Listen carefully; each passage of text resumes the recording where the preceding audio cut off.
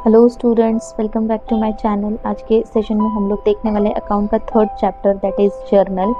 इसमें हम देखेंगे फर्स्ट इज़ कंटेंट। कंटेंट में हम देखेंगे accounting document, journal entries, specimens of journal, recording of journal entries. इसके बाद देखेंगे लर्निंग। लर्निंग के अंदर हम देखेंगे different types of accounting document, preparation of accounting document, analyzing the effect of each transaction occurring in business, and how to pass journal entry, and the last is how to calculate GST on sell and purchase of goods and services. So let's get started. So very first we are talking about the document. What is mean by document? Document means pieces of paper which provide details, information as a legal nature. Second, document act as a legal proof for recording every business transaction. For example, purchase laptop. Third, every business transaction is supported by document evidence. It is also called a document, accounting document, base for recording business transaction. Document it means होता है जो piece of paper जो होता है as a detail, उसमें जो भी कुछ डिटेल में लिखा होता है is as a legal proof हम लोग कहीं पे उसे दिखाते हैं बिजनेस ट्रांजैक्शन के अंदर, that is called a document. Every business transaction supported by document. जो भी बिजनेस हम लोग करते हैं उसमें जो डॉक्यूमेंटरी वर्क होता है ये बहुत इंपॉर्टेंट एक थिंग होता है। Without document we are not evidence, without evidence we are not expected transact any business transactions. It is also called as accounting document. इसे हम accounting document भी कहते हैं। Base for recording business transaction. ये come to the next point, voucher. Document is support payment made by the business. ये एक business का एक बहुत ही important document होता है। साथ ही साथ इसका जो लीगल एविडेंस भी होता है, पेमेंट का एक लीगल एविडेंस जो होता है वो होता है वाउचर। नॉर्मली दो टाइप के वाउचर होते हैं। फर्स्ट होता है इंटरनल वाउचर। इंटरनल वाउचर के अंदर होता है document prepare by the organisation by itself. For example auto fare, अगर हम लोग कहीं ऑटो रिक्शा में जा रहे हैं एक बिजनेस पर्पस के थ्रू, तो वहाँ पे जब भी जो भी हम लोग ऑटो वाले को पैसे देंगे तो वो इंटरनल फेयर कहलाएगा। वो इंटरनल फेयर में क्या होगा, इंटरनल वाउचर में हमें उस वहाँ पे हम सीधा वहाँ पे जाके बोलेंगे कि हमें इतना मतलब हमें लग, इसके लिए हमें कोई रिसिप्ट दिखाने की ज़रूरत नहीं पड़ती है। ठीक है। सो नेक्स्ट है एक्सटर्नल वाउचर। इसमें डॉक्यूमेंट फेयर जनरेटेड और prepared in form of outside their business, for example tax invoice, cash memo, electricity bill etc. ये सारी चीज़ें जो है इनका हमें रिसिप्ट देना पड़ता है और उसे हमें अटैच करना पड़ता है फॉर द बिजनेस पर्पस के लिए। So students, come to the next point, that is a cash voucher. Evidence of cash payment and cash receipt, it's called a cash voucher. Payment और जो पेमेंट करने पर जो कैश रिसिप्ट हमें मिलता है इसे हम लोग कैश वाउचर कहते हैं। कैश जब भी हम लोग देते हैं, जब भी बिजनेस में कैश का अगर लेन देन होता है तो जब भी हम कैश देते हैं तो वो कैश वाउचर में उसे इंक्लूड किया जाता है, उसमें उसको मेंशन किया जाता है। इसका एक मैंने आपको फॉर्मेट के थ्रू बताया है। यहाँ पे ट्रांजैक्शन के टाइप आएगा, अमाउंट कितना है वो आएगा, डेट आएगा, वाउचर नंबर आएगा, उसके बाद से फिर और सिग्नेचर वगैरह ये सब आएगा। तो यहाँ पे मैंने आपको एक एग्जांपल एक फॉर्मेट के थ्रू इस चीज़ को समझाया है। तो कैश मेमो के बाद आएगा टैक्स इनवॉइस। टैक्स इनवॉइस में क्या होता है कि यहाँ पे एक टैक्स इनवॉइस ऐसा उसमें लिखा होता है उस रिसिप्ट के ऊपर। उसके बाद से फिर कंपनी का नाम होता है, प्रॉपर एड्रेस होता है, वहाँ पे जिसे हम लोग टैक्स इनवॉइस कर रहे हैं उनका उस पर्टिकुलर पर्सन का नाम होगा और इस तरह से कुछ टैक्स इनवॉइस दिखता है। ये टैक्स इनवॉइस का जो है फॉर्मेट है, इसमें पर्टिकुलर, देन कैश में क्रेडिट डेबिट साइड, फिर quality and total amount and नीचे आएगा फिर टोटल अमाउंट, उसके बाद सिग्नेचर। इस तरह से कुछ जो टैक्स इनवॉइस का जो फॉर्मेट है वो है। सो नेक्स्ट है accounting cycle. Total accounting cycles कितने होते हैं, जब भी हम लोग अकाउंट कर रहे होते हैं तो हमें कितने स्टेप से गुजरना पड़ता है, इसको मैंने एक आपको एक एग्जांपल के थ्रू यहाँ पे बताया है। फर्स्ट होता है transaction, source of document, analyse करना पड़ता है, फिर जर्नल एंट्री जो कि हम लोग इस चैप्टर में देख रहे हैं इस वीडियो में, एंड देन होता है फिर पोस्ट द लेजर। उसके बाद जर्नल होने के बाद फिर लेजर होता है। लेजर फॉर्मेट में उसे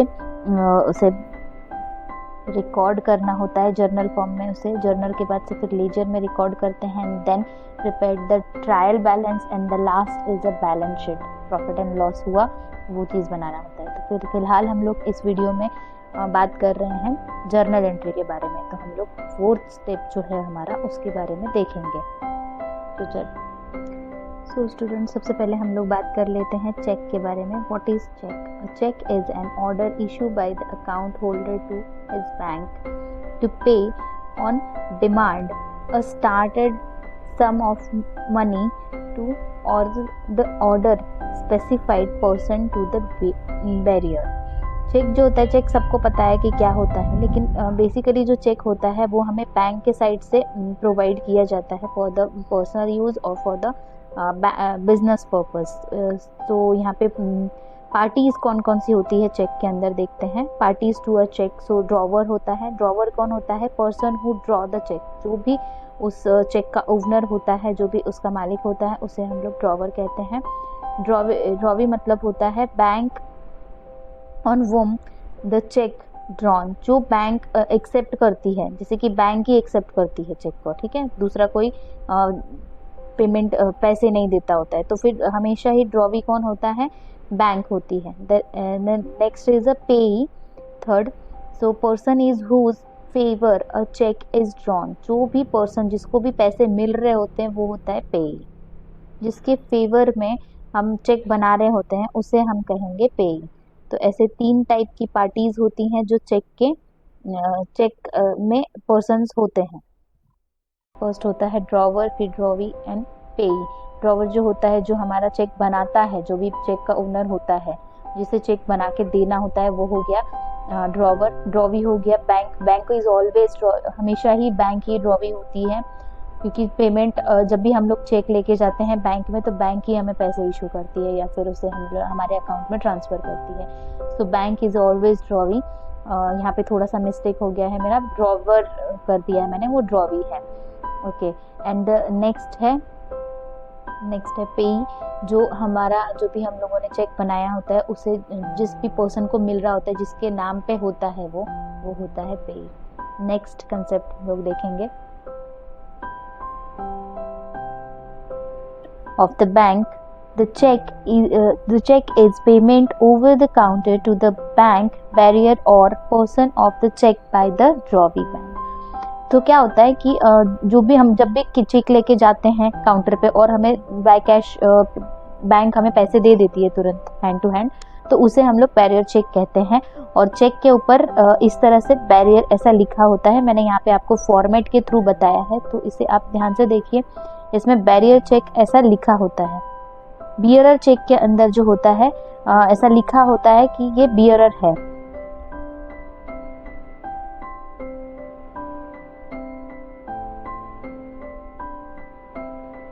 बियरर चेक को अगर इन शॉर्टली बताया जाए तो इसका मतलब आप लोग ये जान लो कि बियरर चेक अगर हम लोग बैंक में लेके जाते हैं तो जो भी उसमें अमाउंट है वो बैंक क्या करती है, हैंड टू हैंड हमें वो पैसे दे देती है, उसे हम लोग बियरर चेक कहते हैं।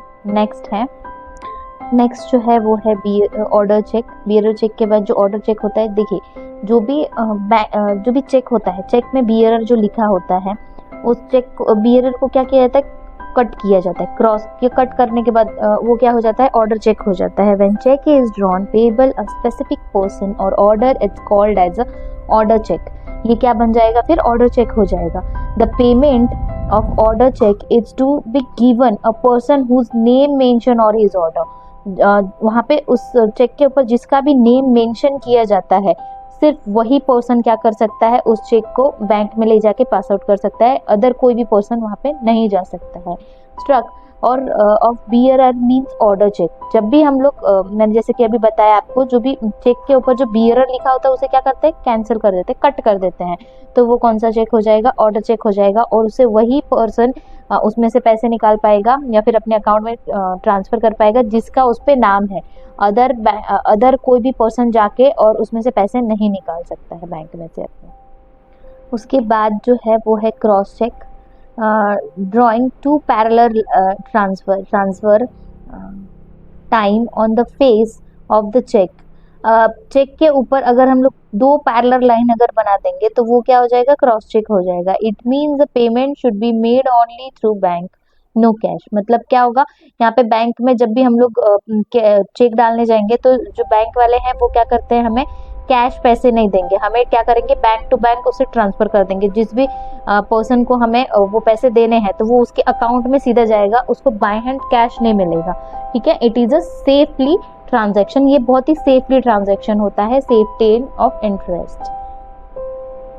सो अब हम देखेंगे मीनिंग क्या है जर्नल की। जर्नल मतलब क्या होता है? Journal is derive from French word जर विच मीन्स डे। जर्नल मतलब, जर्नल जो है इसको फ्रेंच वर्ड में जर मतलब क्या हो गया, day. Day to day life में जो भी हम लोग ट्रांजैक्शन करते हैं हर आए दिन, फॉर एग्जांपल अगर एक छोटा सा कोई शॉप हो गया, शॉप में जितने भी कस्टमर्स आ रहे हैं और जो भी ट्रांजैक्शन हो रहा है, लेन देन जो भी हो रहा है, उस ट्रांजैक्शन को एक बुक में रिकॉर्ड किया जाता है, that is called a journal. इसे हम लोग डे टू डे लाइफ में क्या कर रहे हैं, उसे रिकॉर्ड कर रहे हैं, तो इसे हम लोग जर्नल कहेंगे। Journal means daily record of business transaction, जो भी हर दिन हर मिनट जो भी हम लोग ट्रांजैक्शन कर रहे हैं अपने कस्टमर्स के साथ में बिजनेस के अंदर, उसे जो भी हम लोग रिकॉर्ड करते हैं जिस बुक में, उसे हम लोग जर्नल कहते हैं। Also known as book entry, debit primary entry, इसे हम डेबिट प्राइमरी एंट्री भी कहते हैं। इसका एक मैंने छोटा सा फॉर्मेट आपको बताया है, स्पेसिमेंस ऑफ जर्नल। पहले डेट होता है, फिर पर्टिकुलर LF होगा, फिर डेबिट अमाउंट और क्रेडिट अमाउंट। इस तरह से हमारा जर्नल एंट्री हम लोग जो है ऐसे इसी स्पेसिमेन में हम लोग क्या करते हैं, पास आउट कर रहे होते हैं। तो ये हमारा फॉर्मेट रहेगा जर्नल का।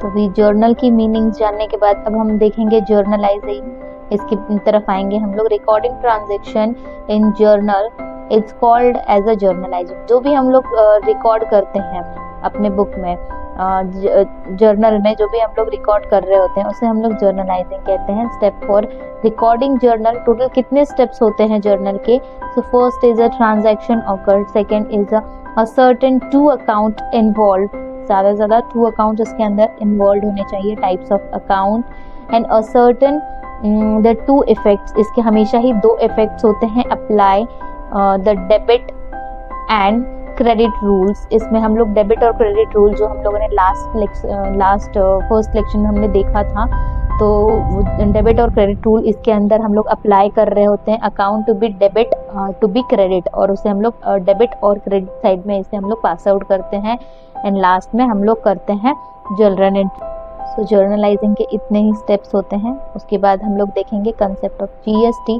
GST जो है ये हम लोगों को, हमें सबको पता है कि GST जो होता है वो हमारे मार्केट में हमारे एज ए गवर्नमेंट के थ्रू ये आया हुआ एक रूल होता है, रूल है जो हमारा 1 जुलाई 2017 को लागू किया गया था। इसका फुल फॉर्म जो है, GST का फुल फॉर्म है वो क्या है? Goods and service tax. हम लोग जो भी goods and service tax, market में जो भी चीज़ें हम लोग खरीदते हैं, तो जो भी चीज़ हम लोग जब मार्केट से खरीदते हैं तो उसके ऊपर हमें क्या करना होता है? टैक्स भरना पड़ता है। तो वो क्या हो गया, हमारा GST हम लोग फॉर्म करते हैं। इसके बेसिकली 3 टाइप्स होते हैं। First is a CGST, second is a SGST and IGST। CGST मतलब हो गया central GST, central goods and services. State GST जो हो गया, SGST जो हो गया वो हो गया state GST, state goods and services, and IGST जो हो गया वो इंटीग्रेटेड गुड्स एंड सर्विसेज, ऐसा इसका फुल फॉर्म होता है।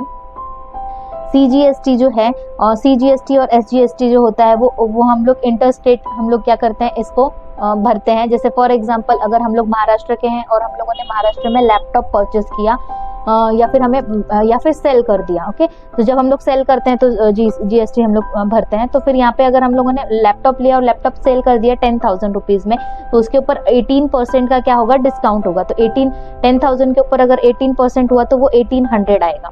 तो CGST जो होता है और SGST, इसमें 50-50 क्या करेंगे वो लोग ले लेते हैं। जैसे कि 1800 का 50% मतलब 900 हो जाएगा, CGST को जाएगा, और 900 जो है वो SGST को जाता है। बट जो IGST होता है, ये जो होता है वो हमारे स्टेट के बाहर अगर हम लोग कोई भी चीज़ ले रहे हैं, सेल कर रहे हैं, ठीक है, तो यहाँ पे क्या होता है कि IGST हमें पे करना होता है। IGST जैसे कि अभी हम लोग महाराष्ट्र में हैं और हम लोगों ने क्या किया, इसे गुजरात में या फिर अदर किसी स्टेट में हमने, छत्तीसगढ़, मध्य प्रदेश में अगर हम लोगों ने जैसे लैपटॉप परचेस किया या फिर अदर कोई भी थिंग परचेस करते हैं, सॉरी सेल करते हैं, तो हम लोग IGST वहाँ पे हमें वहाँ पे भरना पड़ता है। ओके, तो IGST जो होता है वो उसके कुछ परसेंटेज जैसे कि 0%, 5%, 12, 18, 28%, इस तरह से कुछ परसेंटेज होते हैं, और वो हमारा किसके ऊपर डिपेंड करता है, टोटली हम लोगों ने किस चीज़ का, कौन सी चीज़ खरीदी है, इसके ऊपर वो डिपेंड करता है, और हमें वो चीज़ भरनी पड़ती है। ओके, तो CGST जो होता है, CGST और SGST जो होता है, ये सेंट्रल और स्टेट जो GST होती है, इसे हमें पे करना होता है हमारे मतलब जैसे कि अगर हम लोग महाराष्ट्र में और महाराष्ट्र में कोई चीज़ खरीदी, तो हम लोगों ने इंटर स्टेट अगर हम लोग क्या करेंगे, CGST और SGST हम लोग CGST SGST हम लोग यहाँ पे पेमेंट करेंगे। मतलब हमारा सेल के अंदर ये GST दोनों चार्जेस कटते हैं, तो ये चार्ज हमें CGST SGST चार्ज करना होता है इंटर स्टेट में, और अदर स्टेट में हमें क्या करना होता है, IGST चार्ज करना होता है। सो इस लेसन में हमने, इस चैप्टर में हमने देखा जर्नल के अंदर कुछ ऐसे GST के बारे में। वैसे तो GST बहुत ही ज़्यादा बड़ा है, और लेकिन आपका जो चैप्टर है जर्नल का, इसमें बहुत ही ज़्यादा नहीं बताया हुआ GST के बारे में। तो एक शॉर्टली आप इतना समझ लीजिए कि GST जो होता है, ये एक हमारा गुड्स एंड सर्विस टैक्स होता है, जिसे हमें पे करना होता है CGST, SGST और IGST के कंपोनेंट में। ओके स्टूडेंट्स, इस वीडियो में हमने देखा कंसेप्ट ऑफ GST मतलब क्या, उसके फुल फॉर्म क्या होते हैं, अकाउंटिंग साइकिल के बारे में हमने जाना, व्हाट इज़ डॉक्यूमेंट्स के बारे में हमने देखा। उसके बाद से फिर हमने देखा वाउचर मतलब क्या होता है, टाइप्स ऑफ वाउचर कितने होते हैं, रिसिप्ट मतलब क्या होता है। उसके बाद GST के फुल फॉर्म वगैरह। उसके बाद फिर जर्नल वाउचर स्पेसिमंस, इसका हमने देखा। चेक देखा हमने, पार्टीज और टू अ चेक कितने पार्टीज होते हैं, टाइप्स ऑफ चेक कितने होते हैं, इसके बारे में हमने देखा। और एंड नेक्स्ट वीडियो में हम लोग डिस्कस करने वाले हैं लेजर के बारे में, देखेंगे लेजर के कंसेप्ट्स के बारे में देखेंगे। अगर आपको वीडियो थोड़ी सी भी यूजफुल लगी हो, so please like, share and subscribe. Thank you so much. अगर कोई भी क्यूरीज हो तो प्लीज़ क्वेश्चन करें। Thank you.